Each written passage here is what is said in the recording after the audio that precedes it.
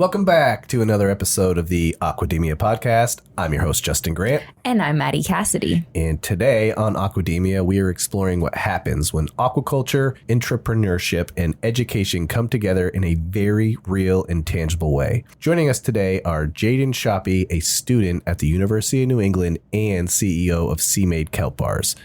Also joining us is Cameron Wake, the director of the Center for North Atlantic Studies, representing a unique initiative at the University of New England that is turning seaweed into something you can hold in your hand and take on the go. Yeah, what started as a small sustainability-focused nutrition bar company has now evolved into a fully integrated learning experience where students are not just studying aquaculture and food systems, but they're actively participating in them. So from growing kelp to developing products, managing operations, thinking through real business challenges, this program is creating a new model for how we prepare the next generation of professionals in the seafood space. In this conversation, we dive into how this initiative came to be, what makes student ownership such a powerful and rare component, and how interdisciplinary collaboration is shaping both the product and the people behind it. So whether you're interested in aquaculture, education, or just innovative approaches to sustainable food, this is a conversation that offers a lot to think about. But before we get into this amazing conversation with Jaden and Cameron, I want to remind all of our listeners that you can contact Aquademia by filling out our online form located at globalseafood.org/podcasts. As always, you can follow us on Instagram at Seafood Alliance. And if you enjoyed today's episode, then you won't want to miss another one. So be sure to subscribe to Aquademia on whichever podcast platform you listen to us on. Enjoy this conversation with Jaden and Cameron.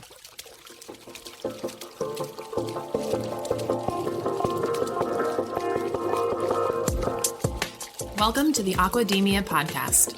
Our diet is hurting the environment in myriad ways. I mean, we desperately need to eat more seafood. This is a pioneering industry with a whole lot of people who have really good ideas and a lot of experience and are unafraid. Aquademia is your go-to podcast for a fresh take on all things seafood.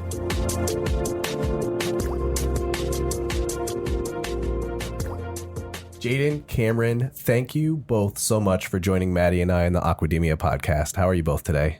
Good. How are you? Great. We're so excited to have you on. Welcome. This might be one of the first times in our 250 plus episodes we've had guests in a professional studio virtually. So that is super cool. Props to the university for this. Yep. Awesome. Well, so before we jump into our interview questions, I would like for each of you just to briefly introduce yourselves to our audience. So Jaden, if you wouldn't mind going first, that would be great. Yeah, so I'm Jaden Schoppee. I am a junior here at the University of New England.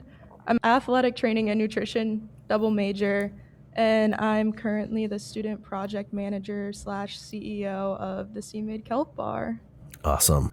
Great. And my name's Cameron Wake. I'm the director of the Center for North Atlantic Studies here at the University of New England, where we engage faculty, staff, and students and external partners in building healthy communities, healthy environments, and thriving economies across the North Atlantic.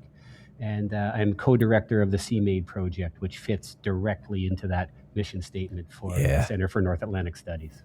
Yeah, it really nestles like kind of perfectly into that elevator pitch that you just had there. So to get into the SeaMade Kelp Bars, can you walk us through what the bars are and how did they end up becoming part of the program at the University of New England? Yeah, it's such an interesting project because these kelp bars, you don't have many bars that are made with kelp. You have those traditional granola bars you see at the store, the kind bars, all of that. Right. So this bar is very unique. It has kelp, cranberries, almonds, honey, pumpkin seeds, puffed rice, coconut, all the above.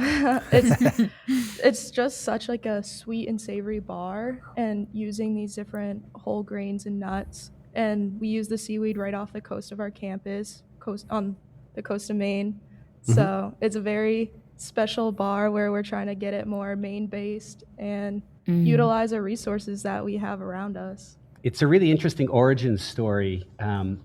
Tara Traco actually was paddling out in the Pacific Northwest over 2 decades ago and learned about kelp as this sort of super seafood. And then a decade later, she came back to Maine and noticed that there was very little opportunity to eat seaweed, really outside of sushi and a couple of sort of seaweed snacks. And so she started SeaMade in 2015 and spent years sort of refining the bar and the production. And they got to a place after COVID where the price of seaweed was just really volatile. And they couldn't see how they were going to grow production without going into a lot of debt, which they didn't want to do. So she had a partner at that point, Mark Dvorniak, who had been in the food industry, helped her out a lot. Great packaging, great recipe. Consumers loved it, but they didn't know how to scale it up. And they met one of our aquaculture scientists at a Seaweed Saturday event in Maine, and they started talking. And that faculty member, Carrie Byron, grows seaweed off the coast of the Biddeford campus here at University of New England.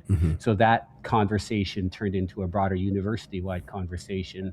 And across the board, we felt at UNE that this was a great opportunity to provide an interdisciplinary, hands-on training for our students that would provide sort of career-ready experiences. I'm just curious, what was the motivation behind bringing this into a university instead of continuing it as a traditional business? Like, it seems like it's a really symbiotic situation that you have now, but what was the thought process behind the why?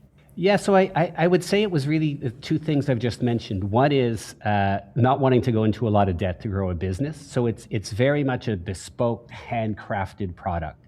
So it takes lots of human energy to do. And so they just weren't willing to go into a lot of debt to grow it a lot bigger.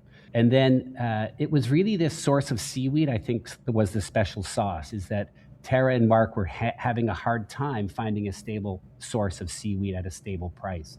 And we grow it ourselves, and we grow, I mean, we'll grow a ton or two of seaweed that we'll pull in off the water next week. So there's a tremendous amount of the natural resource that we need for the bar. And so that made sense for the University of New England to actually take it over. So this initiative obviously brings together aquaculture, nutrition, business, and sustainability. So how does that interdisciplinary co-curricular model really function day to day? Yeah, so when we originally developed this project, we wanted to get students where we can cover all areas of the project and make this a hands-on learning activity for everyone in the university and not just nutrition students or the select few. So we found it in a way where we have a couple marketing majors, a couple marine majors, a couple nutrition, and then we have our major work streams where we do the marketing and branding, where we have those marketing students be our branding manager or our social marketing manager. And then we have our marine students working directly with Carrie Byron and the Sea Farm. And we have our nutrition students doing all of the sourcing and all of the production. We have a production manager that's a student. And then they all, every week we'll have a student team meeting, and they all come together, talk about what they're working on in the project. And then that's also a way where they can all bounce ideas off of each other, because we are all a certain major, but everyone has ideas about everything. And it's really good to start bouncing ideas off of each other, asking for help, knowing who to go to for help. It's very important. I just want to add to that you can think about the SeaMade bar as something in academia we'd call a boundary object. So it's a thing that many different disciplines can sort of think about and address and talk about. And so it's much easier to be interdisciplinary when you have something to work on. So by design, we saw this as an interdisciplinary project that would bring in many different fields. The other piece that Jaden sort of alluded to that I'll extrapolate on is that we have these sort of immense resource and subject matter experts at the university. So it's really easy for Jaden to say, I don't know about this marketing thing. Let me go talk to a marketing professor, or let me talk to an aquaculture professor, or let me talk to a nutrition professor. So it's not just interdisciplinary amongst the students, but it connects them with different disciplines. And then we all get brought to sort of a level playing field when we're all in the kitchen together producing the bars. So that's the place where Jaden really wants all of us to show up. Because we're all on neutral territory there, and that sort of everybody's ideas are sort of equal and listened to. So building the bar is another part of the interdisciplinary project. Can you tell us a little bit more about what that part of the production is like? Like, what's it like in the kitchen when everybody's there making the bars? It is unexplainable. I love the environment. We have our own teaching kitchen here on campus, and it's beautiful, absolutely gorgeous. We do from start to end everything in the kitchen. So we have typically 4 or 5 of our students, and then 1 or 2 staff members. Once a week, we try to do a production where we can get 2 or 3 batches of the bar in at a time. Takes roughly 3 hours, which 2 batches is 216 bars. So, but I was that's going to all ask you that. Yeah. Yeah, it's all including setup, cleanup, all the in between. We do everything by hand. So we measure out all the ingredients by hand. We mix everything together. We put our dry ingredients in the oven for a little bit, and then we roll everything out into frames and grids, and then from there we can freeze them and cut all the bars by hand also. And then we do all the sealing of the packaging as well. I'm curious from your perspective, Jaden, because as someone that knows a little bit about starting your own business, there's so many aspects of it.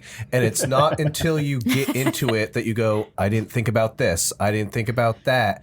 And then it becomes very overwhelming very, very quickly to the point where you're like, I shouldn't have started this to begin with. Can you give us some examples of things that were eye-opening for you in this process? Yeah, I think one thing as taking on this bigger like project manager role and CEO, I have my hands in every single aspect of the project, and working a lot directly with Cameron and some of our other faculty advisors. We've been, there's a lot that I was like, wow, this is crazy. The stress can be crazy. So when we originally got this bar, the original recipe and everything from Tara and Mark, we immediately stopped using 2 of those ingredients that they had. So that needed a whole new nutrition label for the bar. Well, that was a lengthy process. So we worked directly with a lab from Westbrook, and we had to put all of our ingredients, the brand that we use, how much we use, this whole thing of paper. I think it was like a 10-page long document.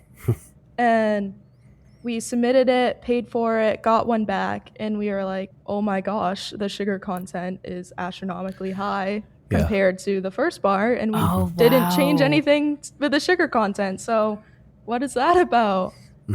It turns out if you change the brand of brown rice syrup you're using, that changes the sugar content a lot. Oh my, that is so crazy. Yeah. So we had to do the whole process all over again, find the original brand of brown rice syrup we used beforehand.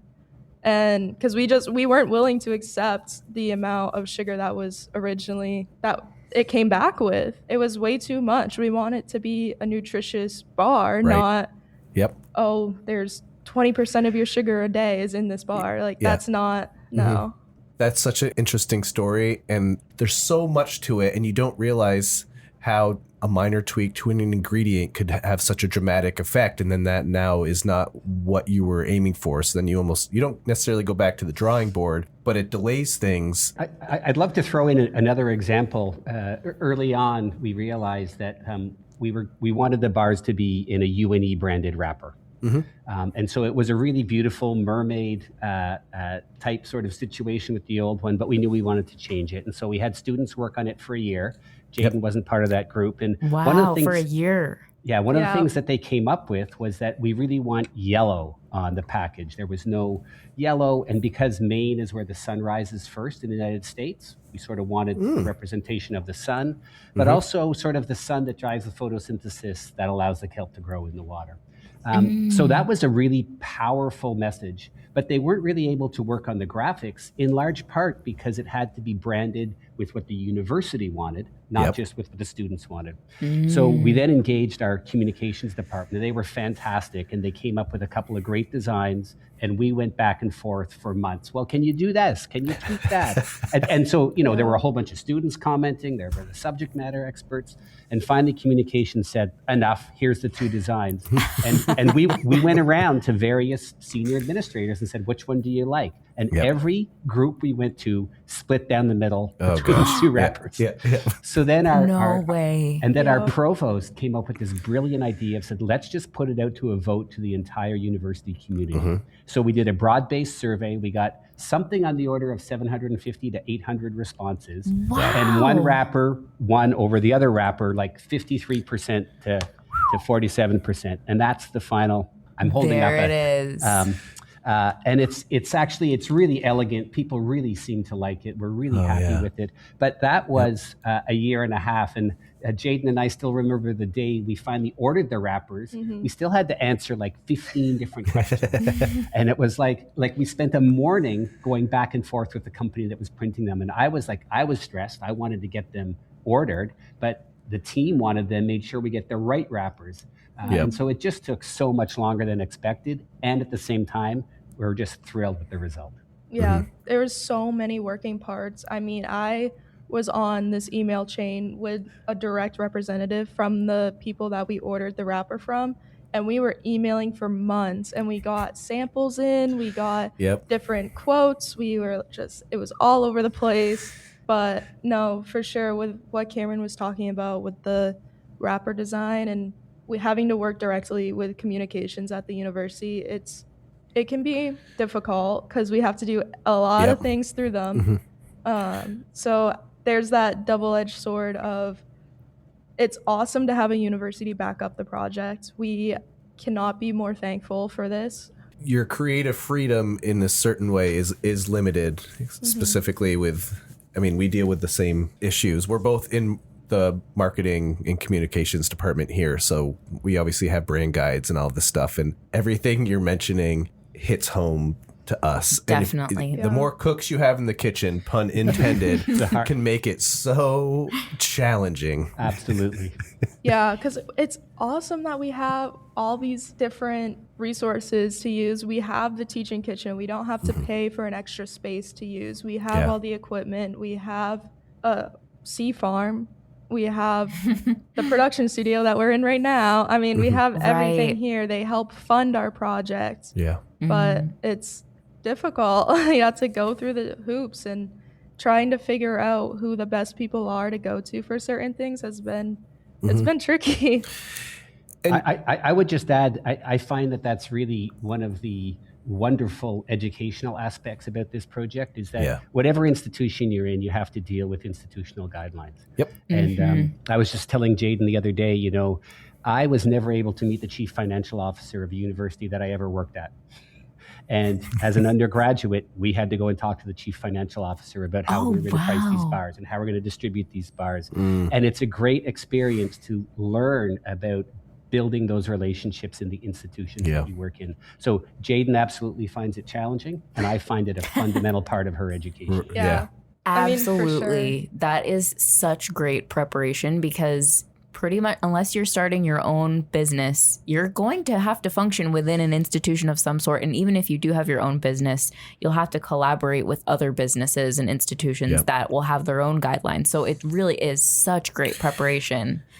And a lot of the heavy lifting, I guess, so to speak, is behind you, right? The label, the pricing structure, kind of the workflows and the ingredients, putting a lot of those big heavy lifting parts behind you, you can really start to focus in other areas. Yeah, well, actually to go off of that, we're in the middle of completely changing our student structure.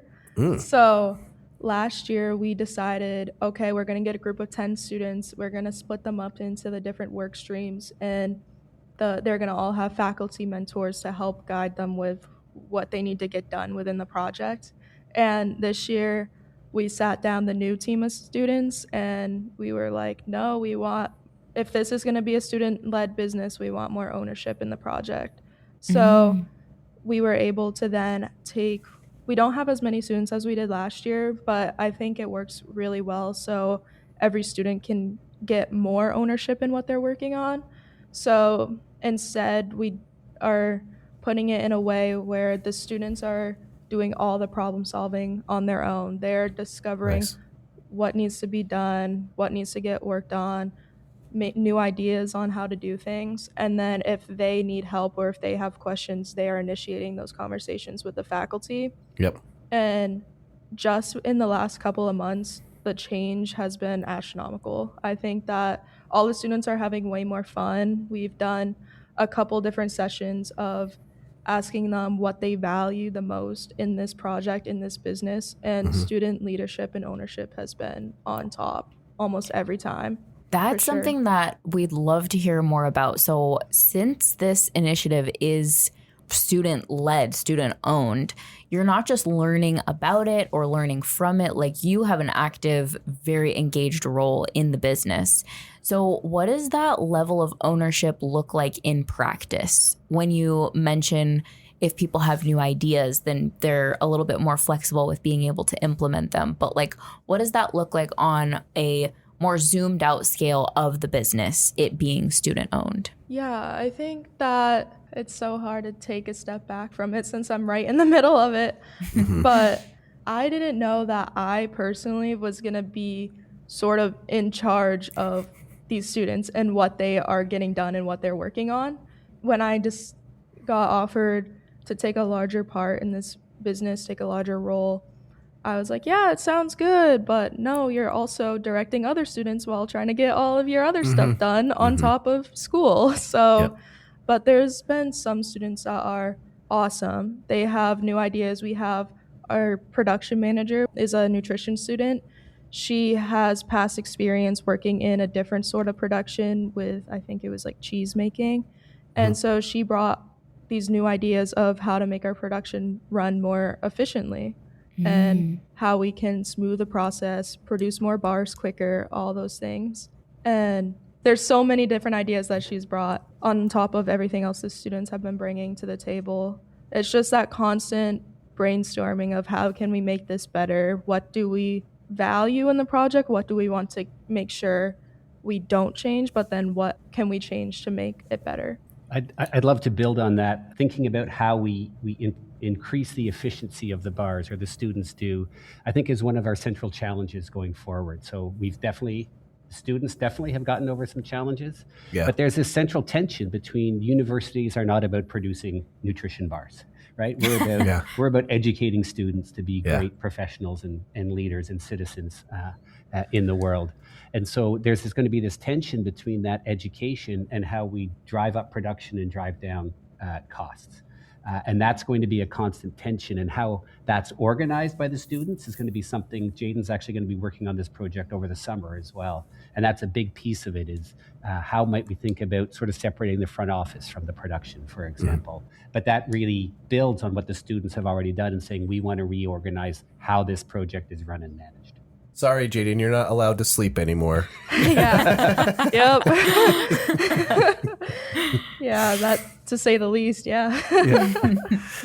So we've answered this a little bit already, but I'm going to ask it again to see if there's any additional information you want to add here. But how does working on something like the SeaMade Kelp Bars prepare students differently for life after university compared to, say, like a traditional academic experience?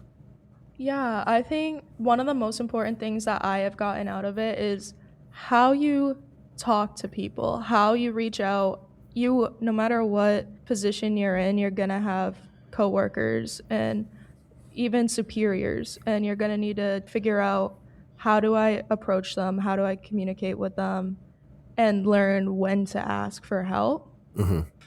So one of the things I think that's really fascinating about this type of project is that, universities are often set up in disciplines, and we encourage sort of interdisciplinary learning, but how do you actually make that happen? And I think one of the best ways is really getting students to solve problems, and real world problems, as opposed to theoretical problems. And so Jaden's talked about a couple, but the student group has solved dozens and dozens of different problems, and they've brought their different specific disciplinary and knowledge and life skills into that. And when you think about transitioning to a job in the real world, that's a central set of skills that aren't often addressed in the classroom, but really I would argue are front and central. And coming back to one of your previous questions, like why was UNE a natural fit for this, is we spend a lot of time thinking about producing career-ready students, about educating our students so they're career-ready. And that goes beyond just what they learn in the classroom. So these experiential learning experiences where they struggle with the reality of solving problems, I think is one of the highest forms of education we can provide. Yeah, I think that there's a huge difference on doing hands-on activities in the classroom than actually running a business, because even in some of my nutrition classes, we go into the kitchen, we are doing a cooking class. That's all hands-on. We can pick what recipe we want to make, anything like that, but you are still given some sort of structure. You are given a set of guidelines that you have to follow, and it's just completely different with a business. You aren't given the answers on how to run it. Or instructions, really. No. You kind of have to figure There's it no out. instruction manual. That's No. exactly right. Like, at least when you go in the kitchen, you have a cookbook. There is no cookbook to run a business. Like, oh my gosh, no, it's completely different. So when you say it's a hands-on experience, that you have to learn how to define hands-on, because it can be two different definitions: going into the kitchen and making your own thing, but given the recipe, or going into our production and we have a recipe, but we're constantly discovering how can we change it to make it better, and doing different recipe testing. And then everything with marketing, with branding, there's just so many different areas where you are not given instruction. You just have to figure it out. Like, it's hard. The whole complexity of being competitive within the marketplace, and that's why that continuous improvement and looking for, is right now we have one type. Do we need one bar type? Do we need to look at expanding? Like, once it's in the shelves and you're getting real feedback on what the consumer perception is, then it's like, okay, are we on the right track? Is everything happening the way that we thought? There's never a point, I don't think, that you can just say, I know our audience can't see, but I'm just brushing my hands together and saying, yep, we're doing everything right. We don't need to change anything. I don't think there's ever a point that happens. You're always looking for an advantage and a way to continue to move a business forward. So, and it's exciting, but it's nerve-wracking at the same time. Yeah. Well, let's do a little market analysis right here. What ingredient would you like to see in the bar? Well, I can't have almonds. Did you mention that almonds were in them? Yeah. Indeed. So there is an allergy component for some people. So I don't know. And you also don't want sugar content too high, so you can't throw like chocolate chips in it, right?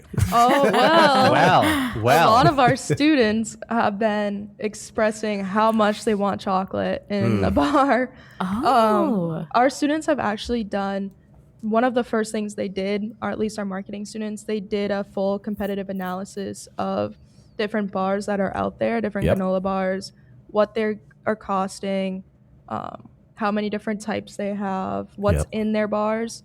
And it's hard to compare us to those other bars, because there's not many other bars out there that are kelp bars. They're all granola bars or protein bars. And so that's one thing that they've had to keep in mind doing that competitive analysis, is we are so unique that it's so hard. And it's a good place to be. I know it's a little scary, but because you're using kelp, consumers are going to see that in the label and say, this is a healthy bar. So I think trying to stay within those parameters is super important, because you got to build the bars to your clientele. Yeah, but to go off of that, there's such a stigma around seaweed and kelp that I think it's just because it's so new to people that, you can actually eat this. Yep. So trying to say, you can eat kelp and it can taste good. Like, the first thing that we get asked in our bar is it that strong, salty seaweed taste? And it's not. I mean, it's sweet, it's savory, there's different ingredients to balance it out. So, I mean, I never ate seaweed really before I started working on this project, and I love the bar. So I think that it's getting those consumers that have that stigma around kelp and getting them to understand that it does not taste like they think it would. Right. And even in our small market analysis, because the students have only been distributing these on campus, is that we regularly have people, we had somebody come up today, like, this is my favorite bar ever. Wow. And it's certainly true for me, but we're getting this strong feedback that we've got, like Tara and Mark have provided us with this superb product. And now we just need to figure out all the other wrappings around it to make sure that we can get it to market and make it this great educational experience for our students. So from an aquaculture perspective and like seafood production perspective, what made, and obviously neither of you were there when they decided to make kelp bars specifically, but why kelp? And what role do you see kelp playing like in the future of nutrition and also sustainability? Well, kelp is something that you do not really need much to grow. It grows on its own. You put some line out in the ocean, put some seed on it, boom, it grows over the winter. Mm-hmm. You don't need fertilizer. You don't need anything like that that can be destructive to the planet. So I think getting that sustainable aspect out there is very important. And also just the nutritional content that kelp can offer from just naturally being grown in the ocean is huge. There's a lot of micronutrients that kelp offers that many other foods don't. And so I've been doing a lot of nutrition education around the bar because nutrition major. So I've been doing a lot of breakdowns of the bar and teaching it to people and what nutrients to look out for. And there's some people where I had no clue that seaweed or kelp is so nutritious. Like it just grows in the ocean. How could it be? And so yeah, in a word, I'd say it's ocean superfood, right? And it essentially grows on its own, and we just put these lines out. I'd also add that in the specific context of Maine fishing, we're really famous for lobsters. A lot of those lobstermen spend most of their time on the water in the summer.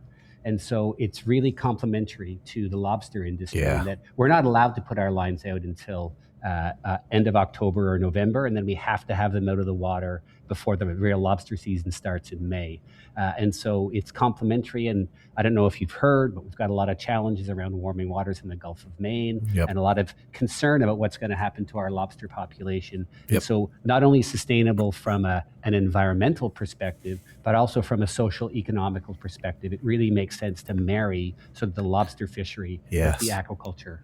Mm-hmm. Yeah, we've done some episodes in the past where we've interviewed some Maine fishermen that have been talking a lot about how anyone that's in the lobstering industry really needs to find another revenue stream, and a lot of them are looking into aquaculture. And like you said, because of the timing of when harvest is or when you can be on the water, there's a lot of complementary things that are happening. And yeah, to your point, there's a lot of uncertainty. The waters are definitely warming. There's migrations happening, and the population might not be as strong with lobster specifically as it has been in the past. So just another issue, right, that we all got to try to solve. Add it to the list. Yeah, just add it to the list.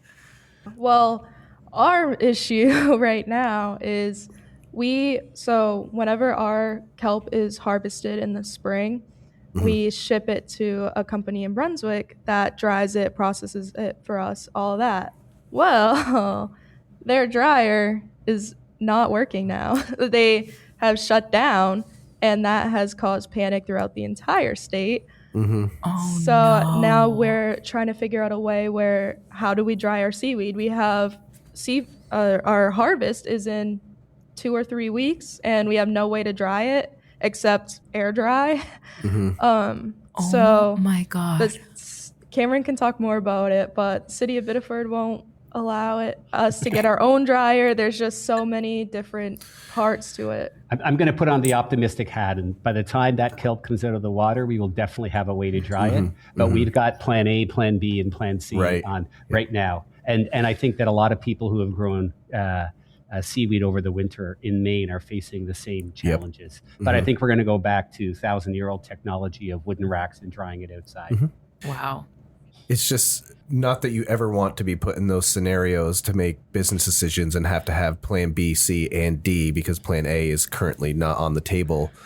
But that's that real life experience of how things truly function, and you always have Absolutely. to be kept on your toes in figuring out how do we continue to move forward as a business if certain things are not in place like they're supposed to be.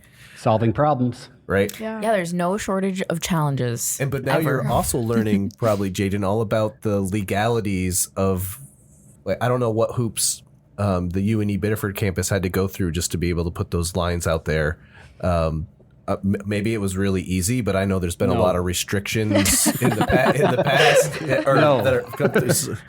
So there's go ahead. It's a pretty significant permitting process to grow seaweed. And so what we've been involved in and what Jaden's been involved in is transitioning our seaweed farm from a research farm, which is what it was initially, into a standard permit.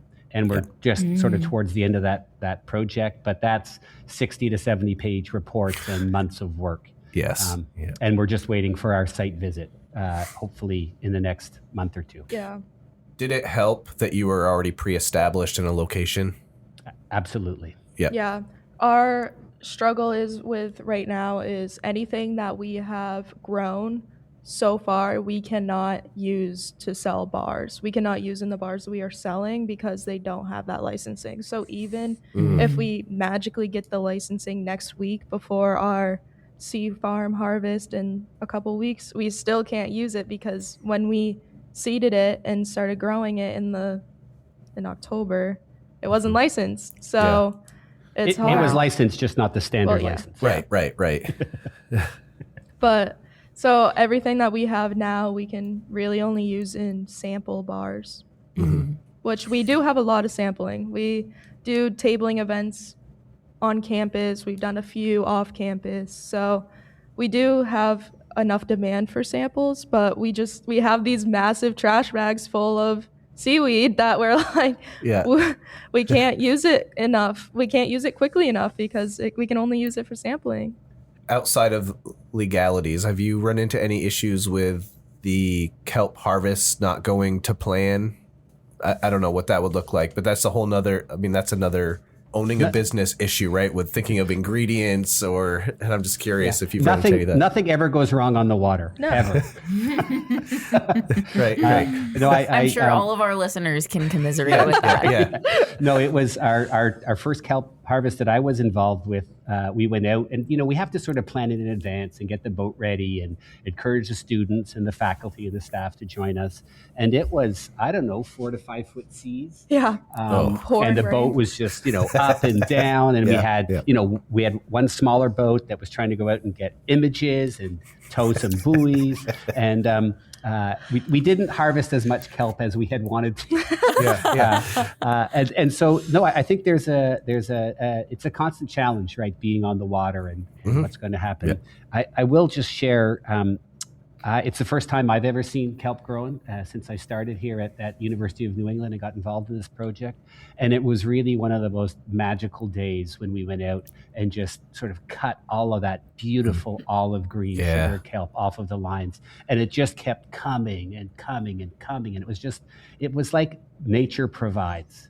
And it was really beautiful. And then, to be able to dry that and then see the students put that into bars, it's really powerful. Yep. Yeah, you don't get to see that every day at all. I mean, I'm not marine by any means. I don't know a whole lot about marine, but just seeing that, it's something I never thought I'd be a part of, and it's amazing. I was going to say, I bet there were some fascinating images from but then I realized they're probably all really blurry because the boat was going like this.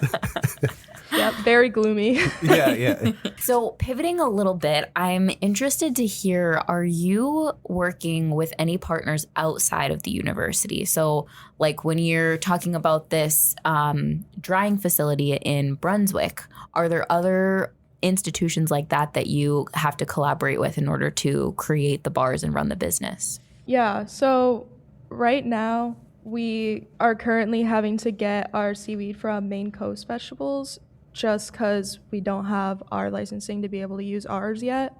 So we've been collabing with them a little bit. I originally met one of their staff at the nutrition conference in Maine last year. So that really took off our collaboration with that. And there's just all these different companies that we're sourcing our ingredients from.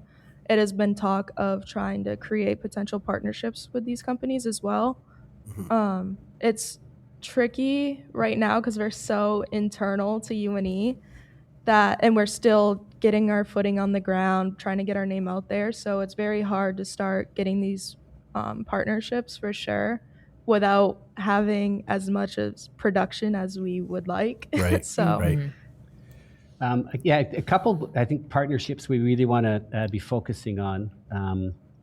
I should say I'm encouraging the students to focus on is we do have bees on campus, and we're going to use some of that honey, but it's not going to be enough for the production as we ramp up. So we want to look at other Maine producers on that front. The students are really interested in having blueberries, and we've done a test already, and it seemed to the people that tried it really enjoyed it. So really connecting with, I think, wild Maine blueberry farmers. That's a great idea. The company that does the drying is called Ocean Balance, and I think they're going to be drying in the future. So we're going to continue that partnership. And we are really interested in a completely sustainable, compostable wrapper. Yeah. And so we have to find sort of a partner that's going to help us explore that. Maybe we can make it out of, I don't know, the chitin and lobster shells or something down the road. Oh, that would be so cool. Yeah. It's definitely hard to find a company like that in Maine, though, too. We want to stay Maine-based. That is such a value to the students that it can be hard. There's not many Maine companies out there that we are in need of. Right, like that are specialized for the things that you're looking for. Yeah. I wonder what other opportunities you'd have too on campus. So you mentioned like blueberries, and I don't know if this already exists on your Biddeford campus, but if you could plant a bunch, say blueberries ends up being a key ingredient for phase 2, would you grow a bunch of high or low bush blueberry like fields that you'd be able to kind of sustain a lot of your ingredients from on campus? It's funny you say that because we already do have blueberry bushes on campus. So that has been a talk of, can we use our own blueberries on campus, but then how would we go about drying them?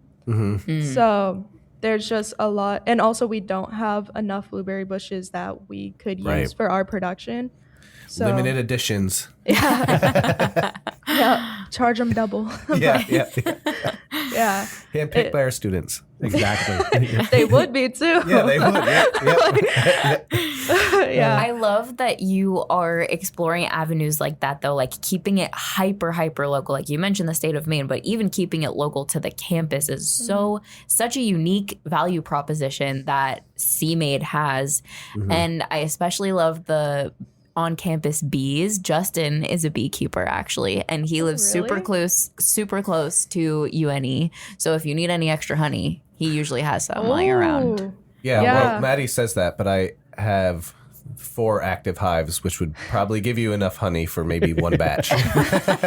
We'll take it. And my father takes gallons of my honey. So he goes, when are you harvesting your honey? It's like, all right, calm down, Dad. That's funny. Yeah, our beehives this last year, we were hoping that we could use a little bit of it, but they barely made enough honey to survive themselves. So we were like, okay, maybe not. That's a whole nother complexity, you're right? Because once you add in things like that, and the number one objective as a beekeeper is to make sure that you leave enough honey for your bees to survive throughout the winter. And so I always overestimate how much they need and always have extras in case I need to give them some. But yeah, it's challenging. Nothing is easy in this conversation. Hopefully we're not, any of our listeners that are like, I was thinking about starting a business. That's why I wanted to listen to this episode. And they're like, okay, this. It's a good thing to remember that it's not that things are always hard. It's just that things don't always go to plan. Right. So then you just have to learn how to be adaptable and flexible when those situations arise. Right. For sure. And I'll add the joy in that is that there is never a boring day on this project. Ever. Right. There's not like, I'm bored at work today. It's like, oh my God, I gotta I got this stuff to do. Yeah. It's like a 20 thing long to-do list every day. And if you happen to get through that list and you're walking in, it's like, man, today is going to be just that easy day. And then you open the doors and everyone's like, you won't believe what just happened. The drying facility closed. Yep. Me and Cameron are emailing each other back and forth at least 5 times a day. Yeah. There's just so much. This will be a fun question. I want to know what you envision SeaMade Kelp Bars looking like in the future. We don't need to put a year. I would love to see it retail. I would love to see it at Hannaford, at Whole Foods, local farmers markets, anything we can. I think that we are at least a couple years out for that just because of production needs. We barely have enough production right now to get through our internal demands because we just had Accepted Students Day on campus where admissions was like, can we have 700 bars? And we did a whole transaction with them. So that was our first ever purchase, actually. Oh my That's gosh, awesome. congratulations. I hope you got a picture of it. Oh no, we did it.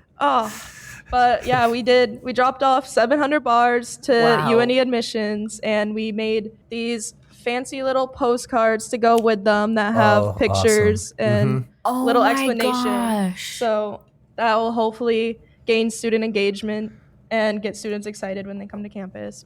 And we have our dining services, Parkhurst.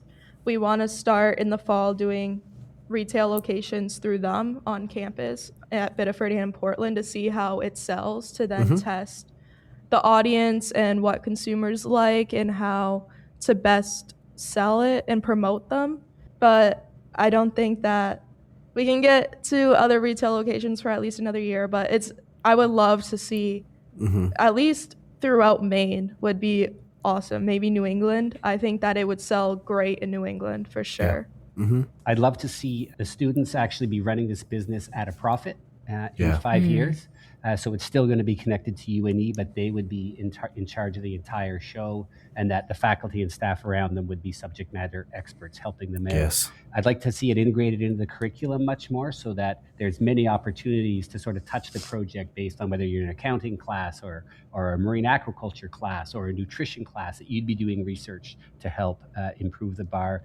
And sort of on a personal note, I'd love to see sort of this as a real recruitment tool, right? Where people say, everybody talks about interdisciplinary, but UNE is doing interdisciplinary. And the bar is just one example of many of the education that we're trying to provide our students. I was thinking if there's any of our listeners that are either students at another university or any educators from any university are hearing these ideas, and hopefully things are clicking of, hey, how can we mimic this, right? This is not something, not necessarily, don't mimic the SeaMade bars. That's not what we're saying. Don't do that. Thank you. Let me make sure to get out there. Yeah, and if we find out you are, Aquademia is coming for you.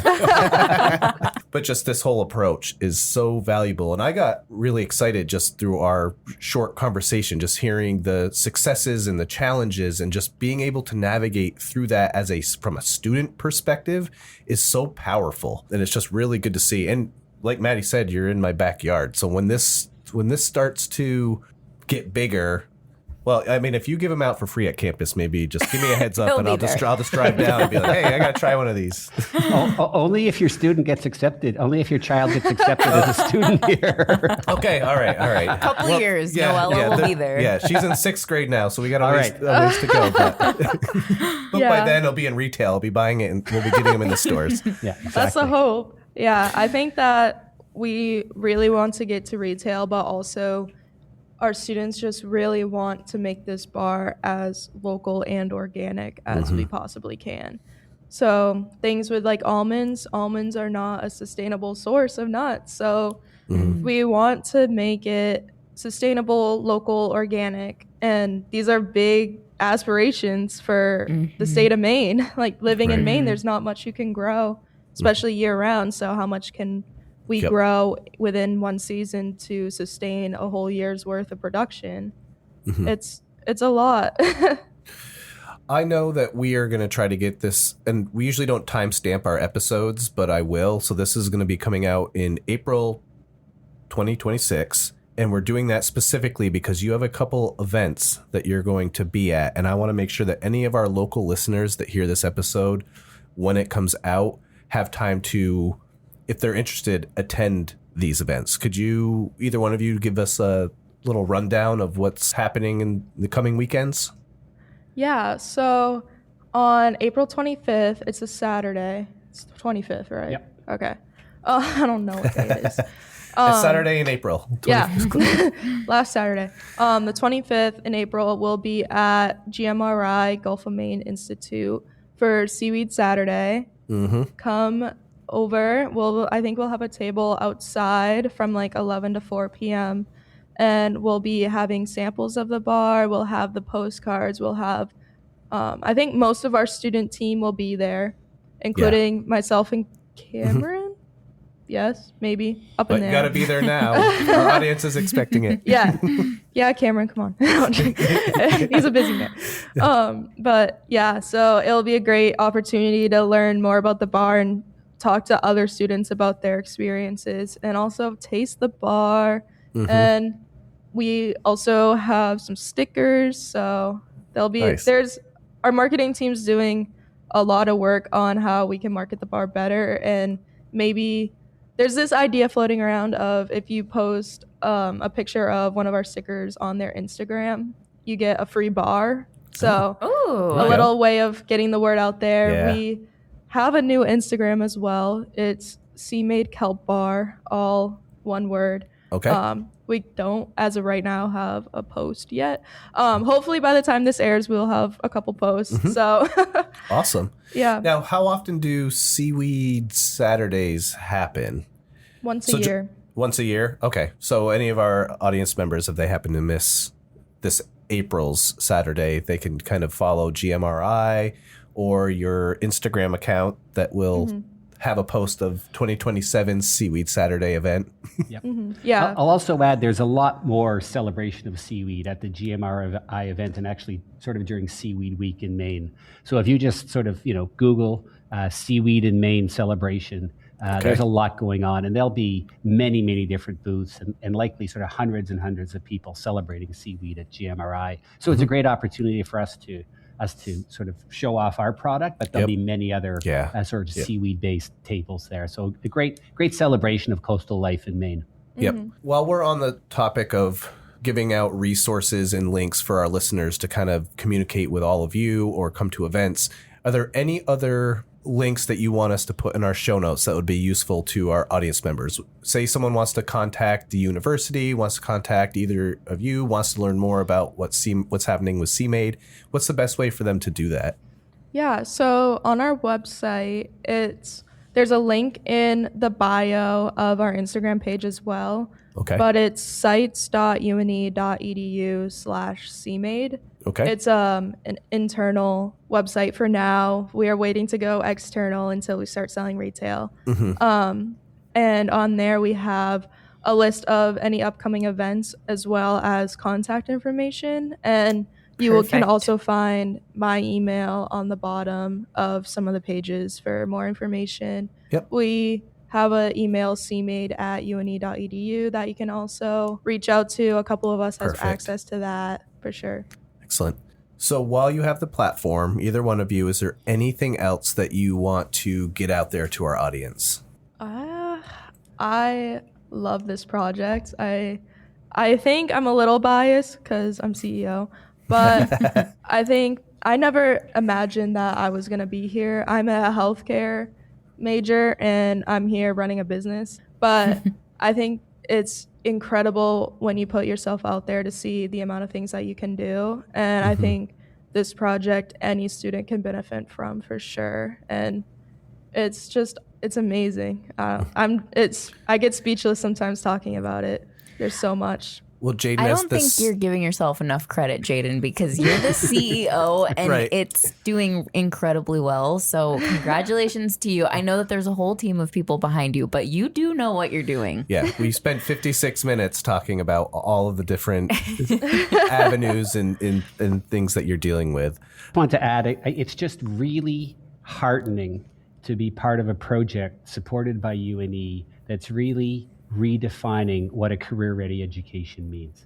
And I think when we see sort of the growth in our students, and you've heard from one of our many incredible students on this project, that I think this is a model for how we want to do education in the future. Of course, you need your disciplinary expertise and knowledge, but how it is you apply that to solve problems in real world situations, I think is a transition that higher education needs to make. And it's great to be part of this, developing that model here at UNE. Absolutely. Especially in our world as it is increasingly becoming more and more digital, it's really refreshing to hear about a program that's so hands-on and so educational and preparatory for the rest of your career. Yep. For sure. Excellent. Well, Cameron and Jaden, Maddie and I greatly appreciate both of you taking the time to sit down and walk us through the whole SeaMade Kelp project. I am really excited, given that I really live 5 minutes down the road from the Biddeford campus, to follow everything that you're doing. I can't wait to see the day when SeaMade Kelp Bars are in retail stores nearby. So thank you again. Well, thanks so much for having us. Yeah, thank you. Folks, that was our conversation with Jaden and Cameron. I hope you learned something. I hope you enjoyed it just as much as Maddie and myself. As a reminder, if you want to contact Aquademia for any reason, you can fill out our online form located at globalseafood.org/podcast. You can follow us on Instagram at Seafood Alliance. And if you enjoyed this episode, then be sure to leave us a rating or review on whichever podcast platform you listen to us on. And we'll see you at the next episode. Bye. Ciao.